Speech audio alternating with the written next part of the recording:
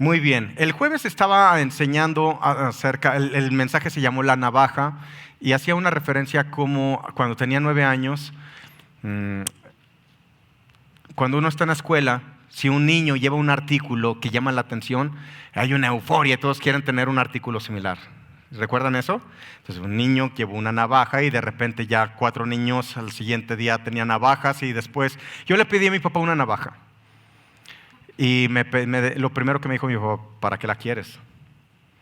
¿Verdad? Y pues en realidad pues no tenía un motivo, un propósito.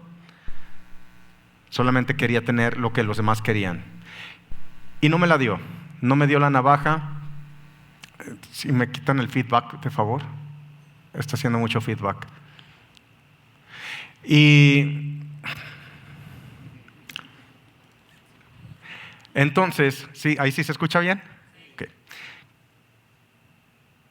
Me di cuenta de algo hace tiempo y es que como pueblo de Dios muchas veces pedimos cosas a Dios y nos frustramos porque no las obtenemos en el momento que las pedimos o de la manera como pensamos que es mejor.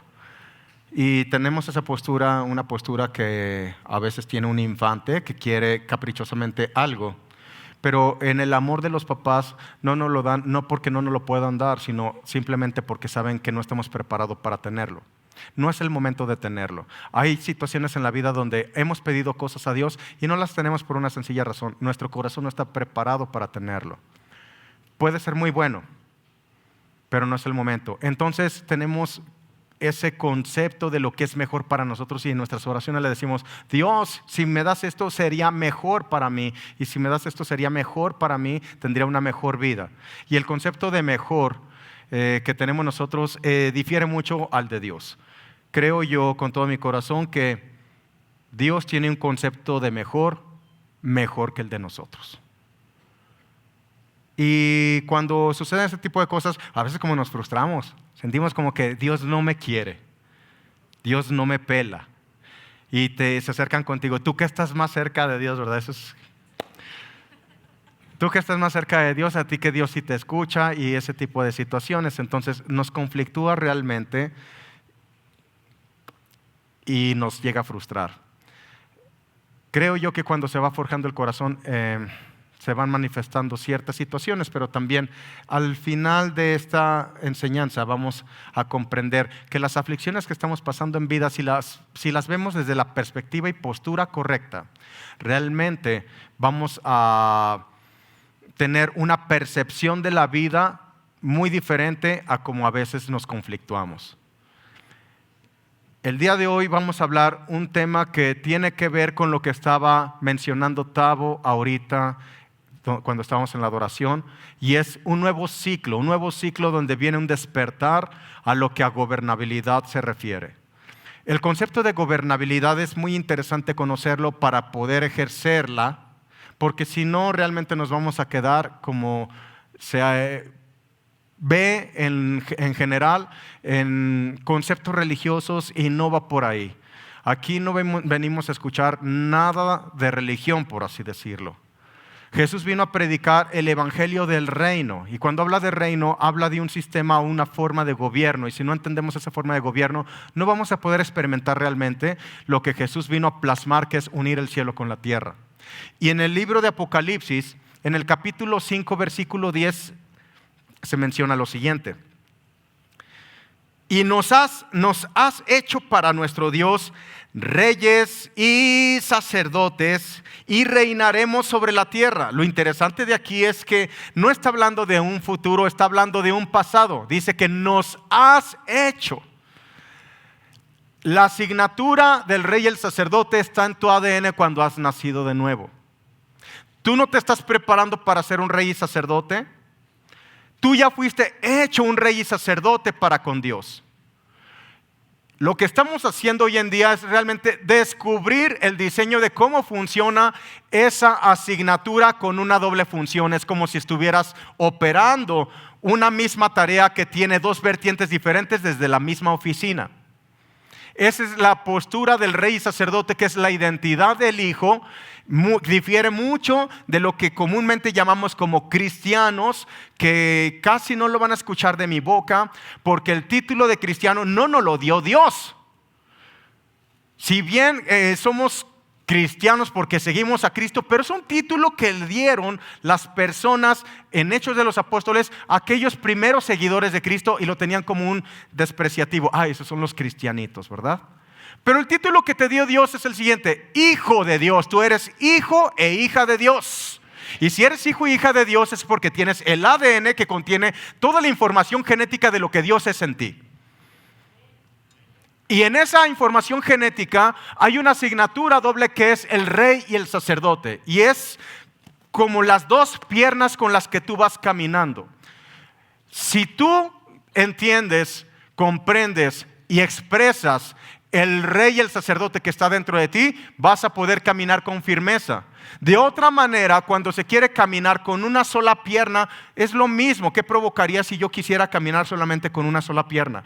Me cansaría, es más fácil que me tropiece y el avance que tendría no sería el mismo que caminando con las dos piernas.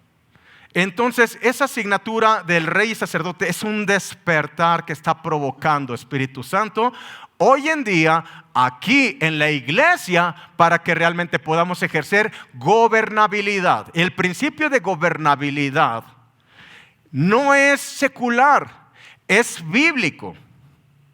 Y es bíblico, y vamos a analizar cómo en un principio Adán fracasó en su gobernabilidad. Adán no pudo gobernar porque en la primera cosa que fracasó es en el sacerdocio. Cuando Dios puso al hombre, lo puso en un lugar llamado huerto. Y tú vas a decir, es el huerto del Edén, y piensa la gente que es lo mismo. No, una cosa es Edén, y que puso en medio un huerto. Es un espacio más pequeño, no sé si me explico. Y ahí colocó dos árboles. Esto viene en Génesis capítulo 2.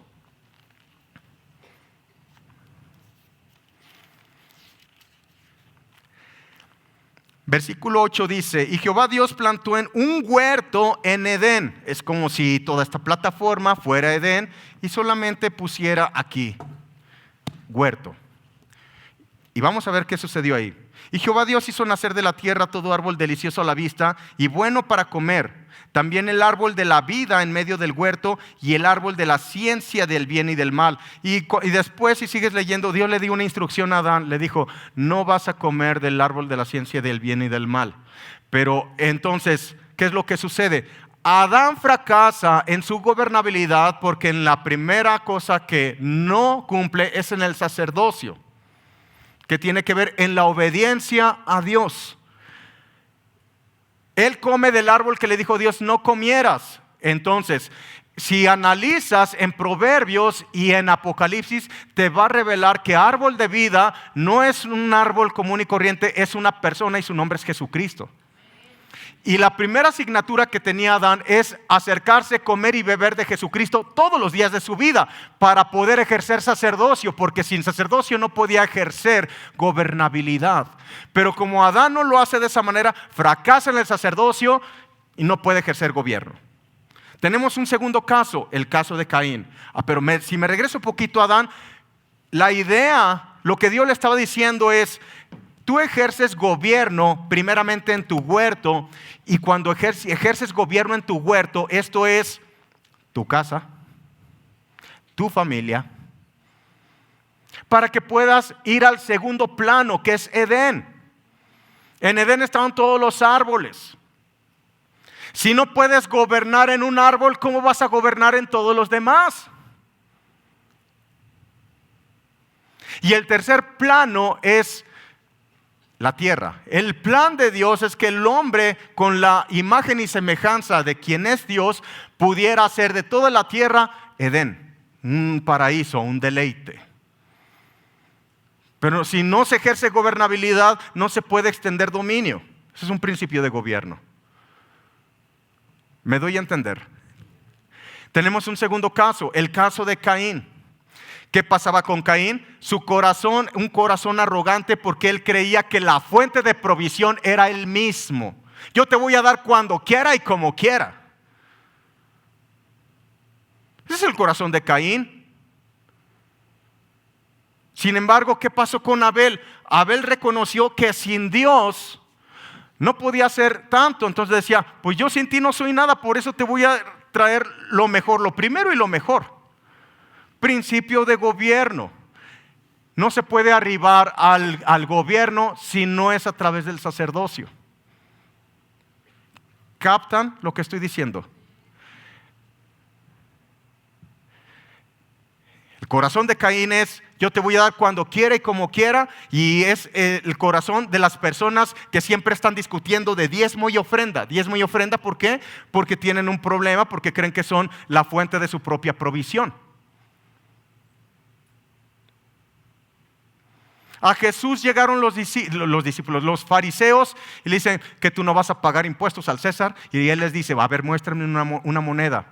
Le muestran una moneda y les dice, ¿qué imagen viene ahí? La imagen del César. Y él les dice, den al César lo que es del César y a Dios lo que es de Dios. En otras palabras, tú vas a dar tributo de acuerdo a la imagen de quien tengas enfrente de ti. Tienes la imagen del César, paga lo que es correspondiente al César. Pero si tienes la imagen de Cristo, tú vas a dar de acuerdo a lo que Cristo representa para tu vida.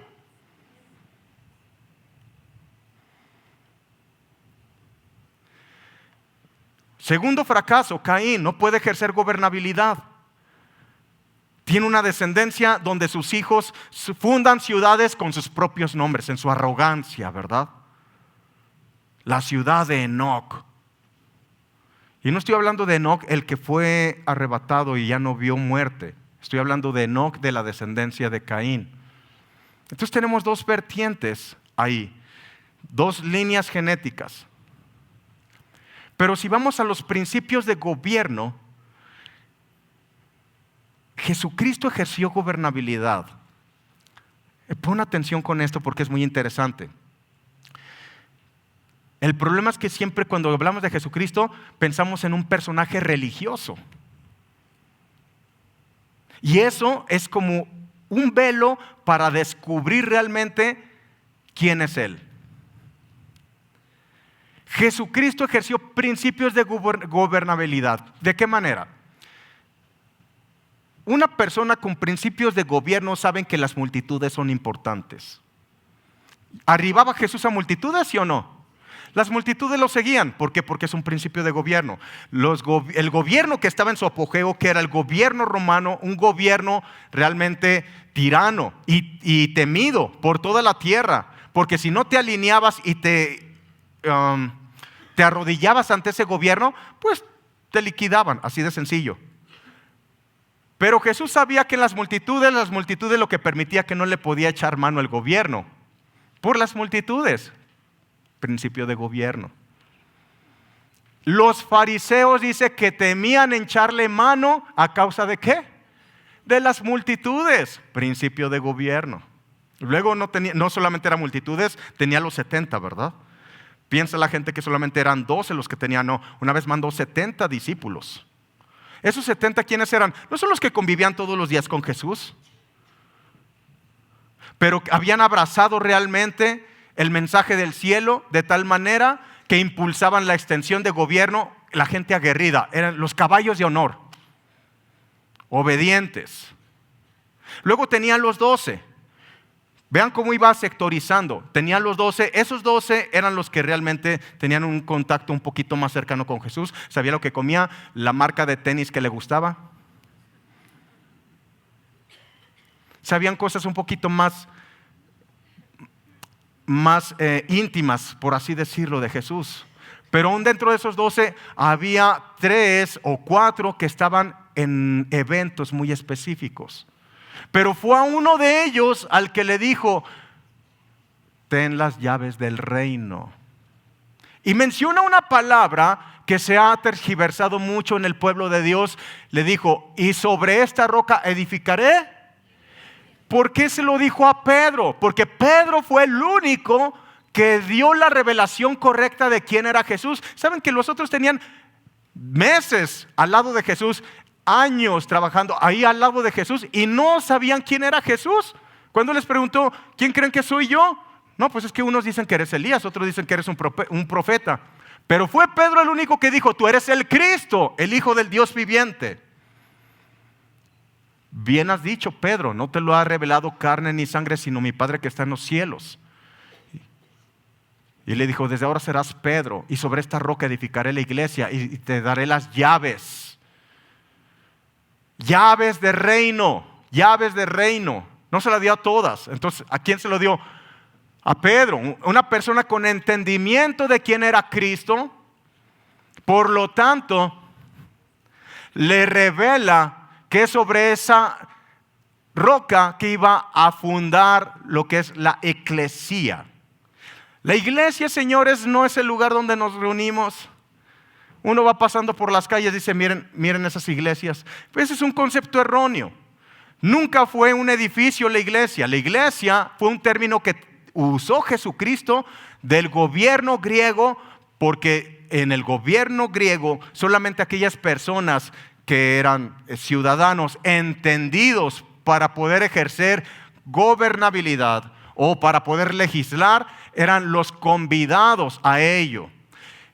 Entonces, voy a decir algo que a lo mejor no les gusta ni a los que están viendo ni a los que están oyendo, pero no todo el que se congrega es iglesia. Solamente los entendidos, los que han atendido al llamado para ejercer ¿qué? Legislación, para poder gobernar. Eso significa iglesia. Asamblea que legisla, asamblea que legisla. Hemos dejado de vernos solamente como una congregación y el que se para aquí, hemos dejado de vernos como predicadores. No, señores, va más profundo que eso. No me veo como un predicador, me veo como un edificador, me veo como un reformador y me veo como un legislador. Y cada reunión que tenemos aquí tiene propósito. Son imágenes proféticas de lo que está marcando el futuro de nuestra sociedad. Aquí se define. Es la asamblea legislativa. Esto va más allá de estarme quejando que por qué me está pasando lo que me está pasando. Es un entendimiento más profundo de gobierno. Es sacarnos de esa posición en la que realmente no nos permitía avanzar, y como no nos permitía avanzar, no nos permitía ejercer influencia. Entonces, ¿son llamados? Sí, pero solamente responden algunos para poder ejercer influencia en las esferas donde Dios nos ha colocado, en las diferentes montañas de influencia que hay. ¿Me explico? Ahora, ¿por qué rey y sacerdote? Porque el rey y el sacerdote deben de estar vinculados para poder ejercer gobernabilidad. En el sacerdocio, nuestra primera asignatura es comer de Cristo, comer de ese árbol de vida. Es lo primero, lo que te va a llevar a algo más profundo, a una adoración de quién es Dios para ti. Y cuando tú adoras, te lleva a algo más profundo, te introduce a una revelación de quién es Dios. Y cuando hay una revelación de quién es Dios, es cuando descubres quién eres tú. Porque entre más conoces al Padre, más descubres quién eres tú. Fuiste hecho a imagen y semejanza. No eres un ser cualquiera. La divinidad está en ti y tú has sido parte de la divinidad.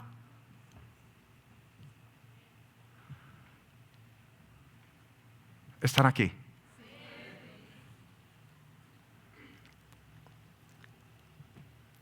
Entonces, Adán fracasa porque no ejerce sacerdocio, por lo tanto no puede ejercer gobernabilidad. Caín, él no reconoce a Dios como su proveedor, él se cree que él es la fuente de su propia provisión y por lo tanto fracasa y sus generaciones están perdidas. Y en un principio de gobernabilidad se ve generacionalmente para legados. ¿Me explico?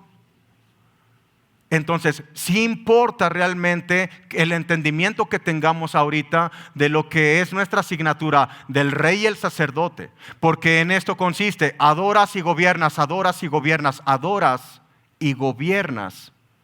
¿Qué sucedió con la descendencia de Abel? Recuerden que lo mata su hermano Caín, pero Dios le da a Eva un hijo llamado Set, que quiere decir el que sustituye a Abel. Y cuando Set tiene un hijo llamado Enós. Y a diferencia de la generación de Caín, ¿qué es lo que hizo Enós? Él levanta un altar y los hombres comienzan a glorificar el nombre de Dios otra vez sobre la tierra. ¿Qué es lo que permite eso?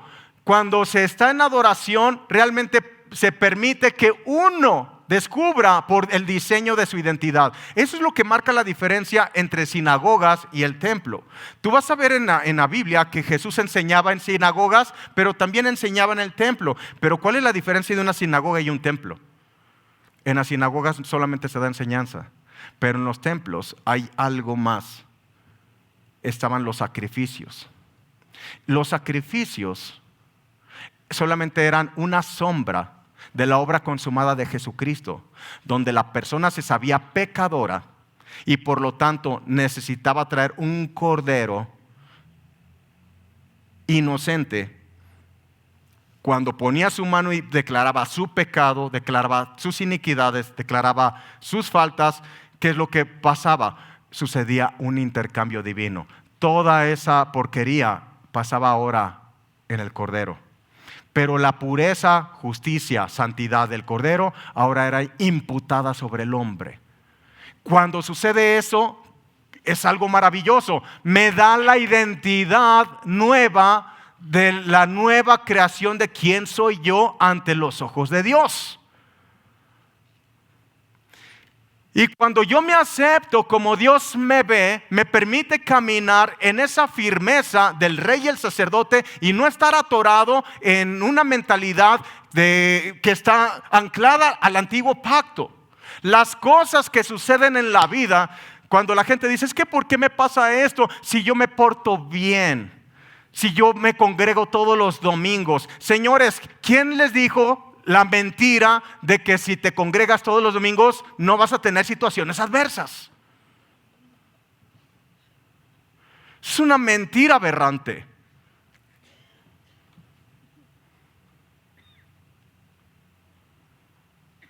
La diferencia es en qué pacto estás situado. Si te estás lamentando y preguntándote, es que deja de hacer bien, tú estás en el pacto equivocado. Estás pensando como en el antiguo pacto que estaba condicionado a tu comportamiento para condicionar si te iba a ir bien o no. Pero cuando estás situado en el nuevo pacto, las adversidades no te producen congoja ni frustración. Las adversidades te producen gozo. Te voy a decir por qué. Porque en el nuevo pacto no estás enfocado en ti, sino en el propósito eterno de Dios.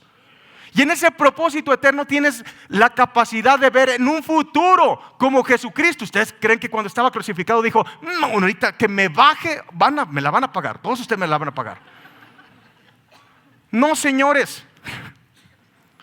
Él tenía gozo en su corazón, aunque estaba siendo afligido en el cuerpo, de lo que venía. Él estaba viendo que un domingo 7 de abril, tú y yo íbamos a estar reunidos aquí, descubriendo las abundantes riquezas de su gracia para manifestar gobernabilidad.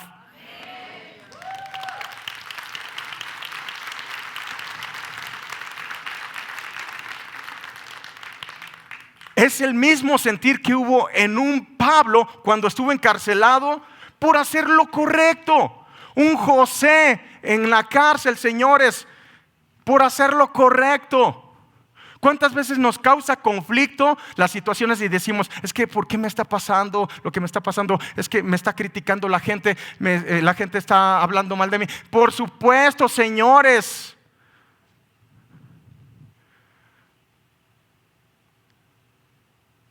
Es lo que llama Pablo los enemigos de la cruz. Cuando tú vas caminando en una contracultura Claro que va a haber adversidad. Tú tomas tu carro, viajas de aquí a Guadalajara y vas a ver cómo termina tu parabrisas. ¿Impregnado de qué? De moscos, señores. ¿Por qué? Porque vas avanzando y entre más rápido vayas, ¿qué crees? Más fuertes impactan esos moscos. Pero en la mentalidad que no tiene la revelación del rey y el sacerdote, todo se lo achacamos a diablos y demonios. Esa mentalidad de demonio, no, tú tienes una mentalidad de dominio propio, no de demonio propio. Si me dices, oye León, acababa de lavar mi carro y ahí encerrado en la cochera, amaneció lleno así de moscos, te diría, bueno, ahí fue un ataque pues. Pero cuando uno va avanzando y entre más rápido vaya uno, la adversidad se siente más fuerte. ¿Eso me va a producir a mí congoja? Claro que no, señal de que estoy avanzando. ¿Ustedes creen que no falta quien critique? Es que ¿por qué no? A veces no traigo la Biblia así, la traigo digital y por traerla digital a uno les causa conflicto. ¿Dónde está su Biblia? ¿Dónde está su Biblia?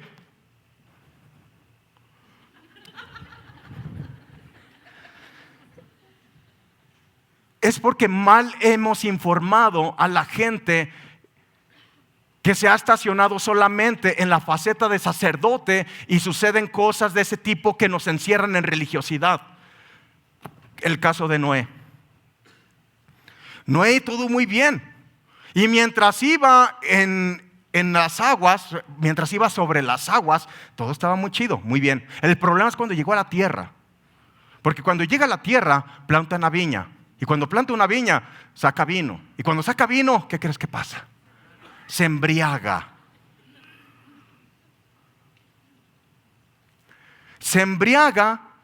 ¿Y qué es lo que sucedió? No pudo gobernar. No pudo ejercer gobernabilidad. Entiende este principio. Cuando tú te embriagas de lo que está bien, vas a estar tentado a estacionarte solamente en esa asignatura. Esto es,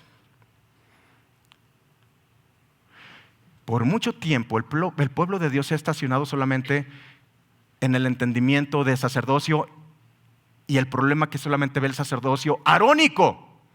Y nuestro sacerdocio no es arónico. Nuestro sacerdocio, ¿cuál es? El de la orden de ¿quién? De Melquisedec. ¿Qué significa Melquisedec? Melquisedec, rey de justicia y rey de paz. Rey de justicia y de paz, pero también es sacerdote para siempre. Melquisedec, para que entiendas, es el mismo Jesucristo. ¿Por qué crees que cuando Abraham gana la batalla ante los reyes, ¿cómo se llama este tipo? Ay, no me acuerdo. Ese. Y otros 4 más. Lo interesante es que Abraham no era una estratega de guerra, no tenía formación militar. Y a los que se llevó para la guerra, ¿sabes a quiénes eran? A los que se habían criado en su propia casa, 300 de ellos. Y le gana 5 reyes. Ahora, ¿qué es lo primero que hace Abraham? Abraham busca a Melquisedec para tener un rapport de la imagen correcta del rey y el sacerdote. ¿Y qué le entrega? Los diezmos de todo. ¿Por qué? Porque se da cuenta Abraham que por sus propias fuerzas no hubiera podido ganar esa batalla, no hubiera podido ganar esa guerra. En sus propias fuerzas ni siquiera se imaginaba. El entendimiento, cuando hemos entendido el sacerdocio y el gobierno a la vez, es que por nuestras fuerzas, señores, nos hubiéramos quedado muy limitados. Las cosas que yo quería hacer por mis propias fuerzas hace años atrás estaban muy limitadas y era muy cansado. Ayer platicaba con mi hijo, le decía, hijo, era muy cansado. Me di cuenta de la misma manera que se dieron cuenta un Abel, un Abraham. Sin Dios no soy nada. Y con Él puedo concluir como concluyó Pablo: por la gracia de Dios soy lo que soy. Y he trabajado más que todos ustedes, o producido más que todos ustedes, mas no yo, sino la gracia de Dios en mí. ¿Me explico? Esa es la gracia. La gracia nos sitúa realmente en la posición correcta del rey y el sacerdote. Para poder ejercer, ¿qué? Gobernabilidad. ¿Se da cuenta de eso Abraham? Y por eso trae diezmos de todo. Es un principio y lo vas a encontrar, este patrón lo encuentras en toda la Biblia. En toda la Biblia. Entonces cuando un Pablo es encarcelado, vas a encontrar que ni Pablo ni José, aún estando en la cárcel injustamente, dejan de ejercer el reinado. Esto es, ellos adoran dentro de la cárcel. ¿Y qué crees? Cuando adoras, descubres, sigues descubriendo quién es Dios. Y cuando descubres quién es Dios, descubres quién eres tú. La adoración no solamente se remite a cánticos. La adoración es un principio de obediencia en el que llegas a la conclusión de que la verdadera libertad no es hacer lo que tú quieras. La verdadera libertad es hacer la voluntad del Padre. Esa es la verdadera libertad. Eso te permite vivir realmente fuera de todo precepto de porque me está pasando lo que me está pasando. Y si vieras cómo me trae el diablo y ese tipo de cosas que en la mayoría de las veces les voy a decir algo, ni siquiera es el diablo. Son los pensamientos demoníacos que has permitido que estén anidando en tu mente. No estoy negando la existencia de Satanás, no sé si me explico. Lo que te estoy llevando es que por mucho tiempo la postura del pueblo de Dios es de flagelo en vez de gozo. Señores, deben de ser al revés las cosas. Ver realmente que sea el diablo el que esté ayunando de preocupado.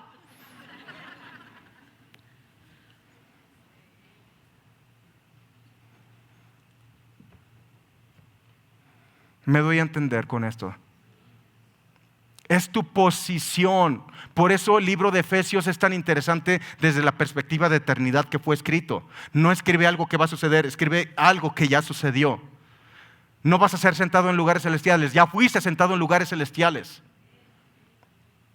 Toma el dominio a través de ¿qué? De las palabras. Veamos el caso de Job. Voy a dar solamente una probadita. El libro de Job comienza diciendo que Dios se refiere a Job como un hombre justo.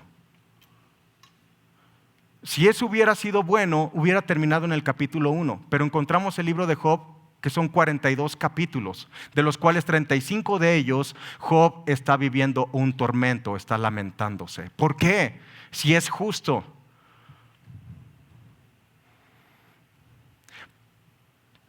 Porque si hubiéramos llevado a Job hoy en día al médico, el diagnóstico hubiera sido el siguiente: este hombre está hinchado de justicia propia. Y cuando las personas se cuestionan, ¿por qué me está sucediendo lo que me está sucediendo? Tienen la misma postura en su corazón de Job, que piensan que por su comportamiento no deben de estar afrontando lo que están afrontando. No sé si me explico. Mire, cuando uno sabe que es un cochino pecador, no le cuesta nada. Es la gente más fácil de acercar a que tengan un encuentro con Cristo, porque uno sabe por pura conciencia que necesita un Salvador, así de sencillo. Entonces rendir su corazón ante Cristo no es difícil. ¿Qué problema de las personas que se sienten justos? No, pues yo no necesito a Cristo, yo me porto bien, yo a la gente ayudo y esto. Señores, ese es el problema más fuerte en sí. La conclusión del libro de Job es extirpar la justicia propia para que se pueda manifestar la justicia de Dios. Ahora, vas a ver, vamos a checar las lamentaciones que tenía Job. Y Job decía, no se explicaba por qué le estaba pasando lo que le está pasando. ¿Le suena familiar?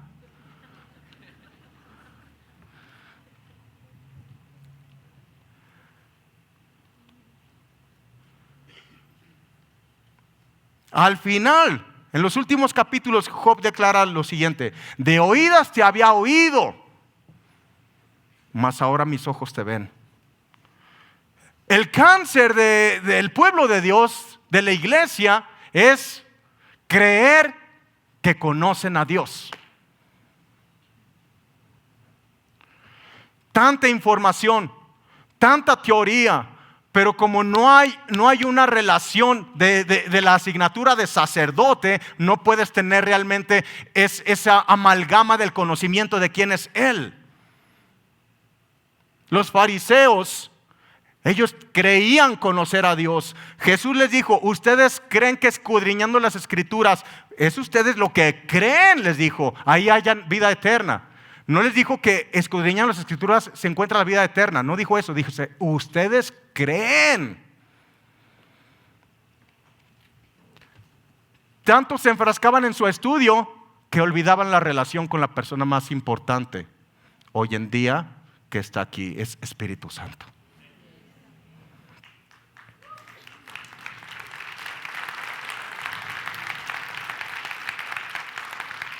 Entonces lo que veo que está empujando Dios es realmente un entendimiento. Por eso Pablo oraba: te pido, Dios, que abras y ilumines su entendimiento para que puedan ellos comprender a la herencia a la que han sido convidados, y añadió algo más: y que se den cuenta del poder, no que va a operar, el poder que ya opera en ellos, que es el mismo poder que rescató a Jesús de la muerte. El poder de la resurrección ya está en nosotros.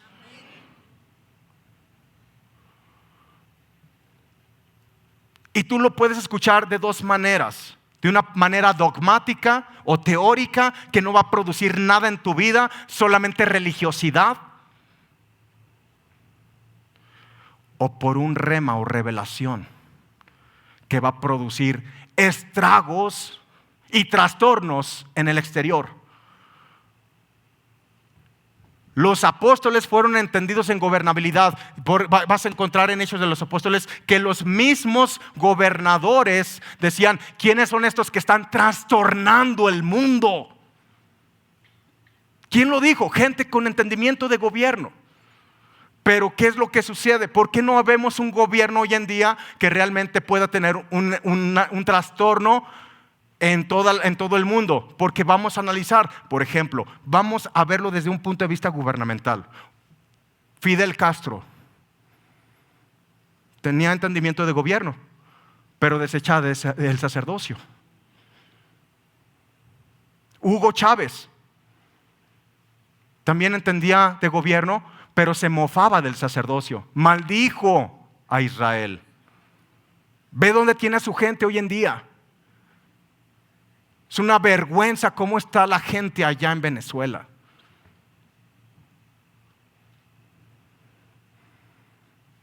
Principios de gobernabilidad. ¿Por qué David sí pudo ejercer gobernabilidad? Porque entendía este principio del rey y el sacerdote que estaba dentro de él. Él no se atrevió a hablar contra el gobierno actual. Esto es, señores, se nos hace muy fácil y ligero de palabras andar criticando a nuestros gobernantes, y debemos de tener mucho cuidado, porque aquello que tú criticas te resta autoridad para ejercer realmente un comentario que pueda pesar para influencia de los demás.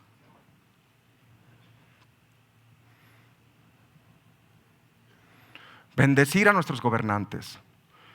Si están haciendo las cosas bien o no, ellos tendrán que dar cuentas. Pero bendecimos a nuestro señor gobernador, a su esposa, a sus hijos, a nuestra alcaldesa. Bendecimos a nuestro señor presidente. Nos conviene orar por ellos y no ejercer palabras de maldición, porque te doy una noticia. Job dice que venía de la ciudad de Uz. ¿Sabes qué significa Uz?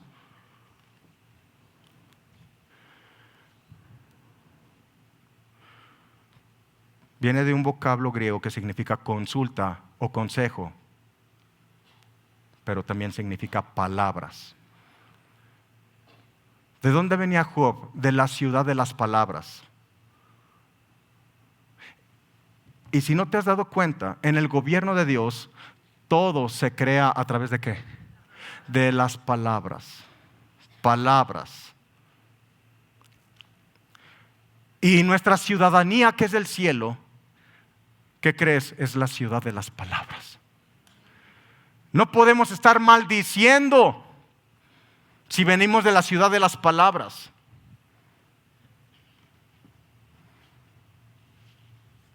Cuando hablo de maldiciones no son las vigas que comúnmente escuchas. No, señores.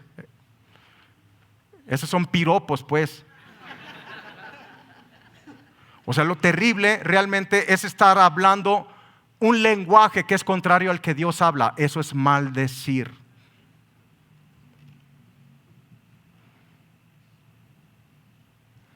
Y por eso te das cuenta que hay cosas que estás pasando en tu vida porque has hecho un mal uso de tu gobernabilidad por las palabras que salen de tu boca.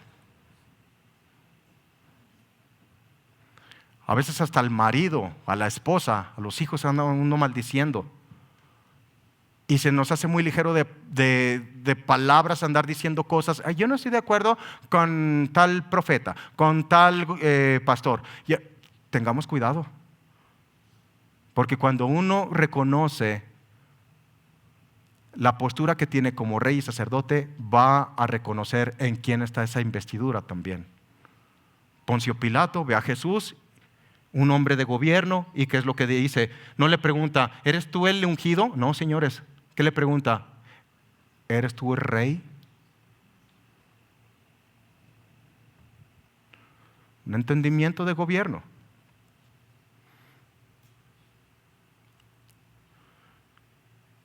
Entonces, cuando tenemos un abuso, ya, 2 minutos, 3 minutos, cuando tenemos un abuso realmente de lo que está bien, ¿qué es lo que sucedió con Noé? ¿Qué sucede con Noé? Se embriaga de lo que estaba bien, se embriaga y se estaciona en el sacerdocio y por lo tanto, ¿qué crees? No puede ser gobierno. Cuando habla la Biblia de que es la iglesia la única que puede ejercer gobernabilidad, es porque el gobierno de Dios, señores, no es negociable. Y se nos hace padre, así nosotros vamos a ejercer gobierno, es la iglesia, la única. ¿Sabes por qué es la única? Porque fue la iglesia la que echó a perder la gobernabilidad. Así como el hombre, en la creación de Dios, fue la creación de Dios, el hombre el que echó a perder todo en un principio. ¿Cuál era la solución? O un hombre también. Por eso a Jesucristo se le llama el postrer Adán. Cuando usted comete algo, la persona indicada para solucionarlo, ¿quién cree que es? Es usted misma. Entonces, ¿qué pasa con Noé?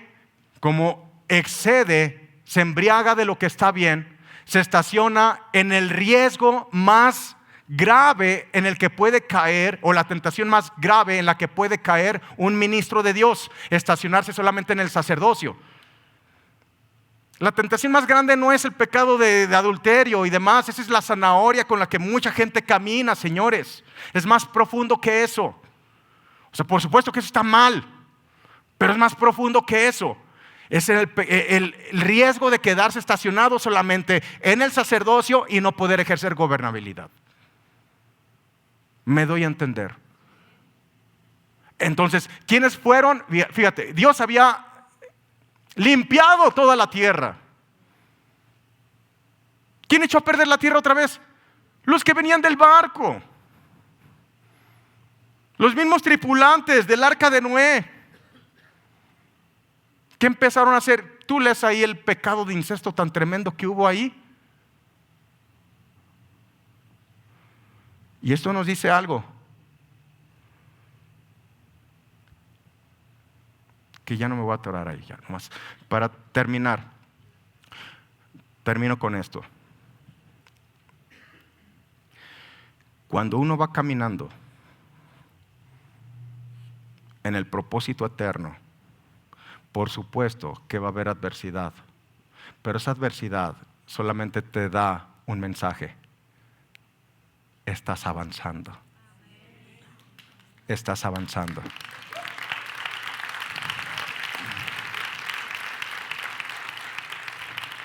Entonces tienes una postura muy diferente de cómo tienes la perspectiva de la vida. Si el día de hoy venías diciendo, es que ¿por qué me está pasando lo que me está pasando? Te doy una noticia, estás situado en el pacto incorrecto. Esa es la postura que tenía la gente en el antiguo pacto, porque estaba condicionado a la conducta de uno. Pero en el nuevo pacto, cuando uno sabe que está caminando en el propósito eterno, las adversidades no nos producen conflicto, las adversidades nos producen gozo, porque estamos viendo que el propósito eterno cada vez está siendo más cumplido en la identidad correcta que tenemos de reyes y sacerdotes. Entonces, entre más fuerte sientas el viento, es como manejar una moto. Le aceleras más, ¿cómo sientes la cara? Hasta te tiembla todo lo que no debía haber temblado. Porque se está caminando, se está avanzando. ¿Y qué crees? Entre más rápido vayamos, más fuerte se siente. Pero eso que va a producir, lo mismo que produjo en un Pablo cuando estaba en la cárcel, que adoraba a Dios en una circunstancia cuando lo habían flagelado. Porque él, ¿qué estaba viendo? Estaba viendo la cantidad de hijos que se estaban añadiendo. Los hijos que estaba llevando a la gloria. ¿Qué estaba viendo José? También José estaba viendo el futuro. ¿Qué estaba viendo Jesús en esa cruz? Todo esto que está sucediendo. Entonces, la adversidad la puedes ver desde dos posturas diferentes. Desde una mentalidad en el antiguo pacto, donde vas a seguir lamentándote, sufriendo y llorando, o en la posición que tienes del rey y el sacerdote. Esa es tu decisión. Pero la naturaleza está esperando la manifestación gloriosa ¿de quién? De los hijos de Dios. Tú eres más que un cristiano, eres hijo e hija de Dios. Tell me how did I get here? I can't breathe. 'Cause I'm at the bottom of all of the things I let control my heart.